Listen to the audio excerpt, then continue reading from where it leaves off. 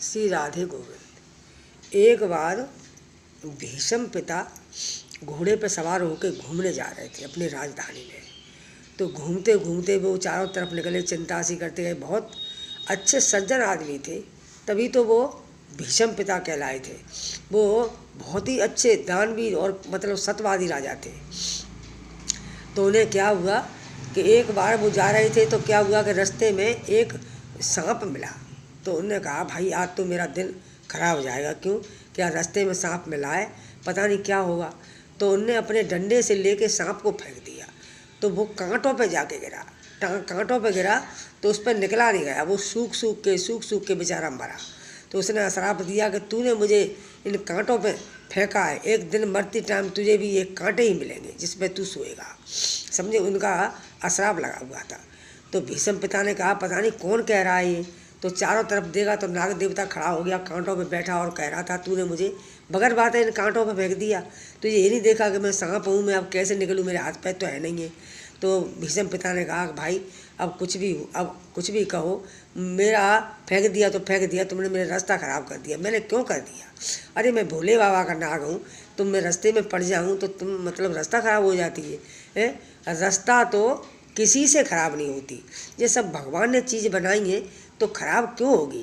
कोई कहता अरे विधवा पड़ गई मरो, इसके तो कोई नहीं है, ये तो पड़ गई आज तो पता नहीं क्या होगा।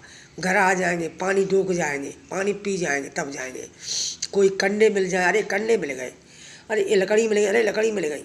अरे तुम ऐसा क्यों करते हो? जब भगवान ने तुम्हें पूरी उम्र दी है, पूरे भगवान ने सब दिन बनाए हैं, तो तुम्हें मतलब कौन मानने वाला है? कोई मानने वाला नहीं। भीष्म पिता सुस्त होकर महलों में आ गए। द्रौपदी ने पूछा पिताजी क्या हो गया? तो पितामह ने कहा बेटी तुम सबसे बड़ी हो, घर को लेके चलना ये चलना, मतलब ज्ञान ध्यान की बातें समझा रहे थे। द्रौपदी ने कहा कि आप बुरा ना मानो तो एक बात कहो कि तुम उस दिन कहाँ चले गए थे जिस दिन मुझे का दुशासन नंगा कर रहा था? तब तो तुम वहाँ बैठे थे कि बेटी मैं बैठा था, लेकिन मैं कुछ बोल नहीं सका। क्यों?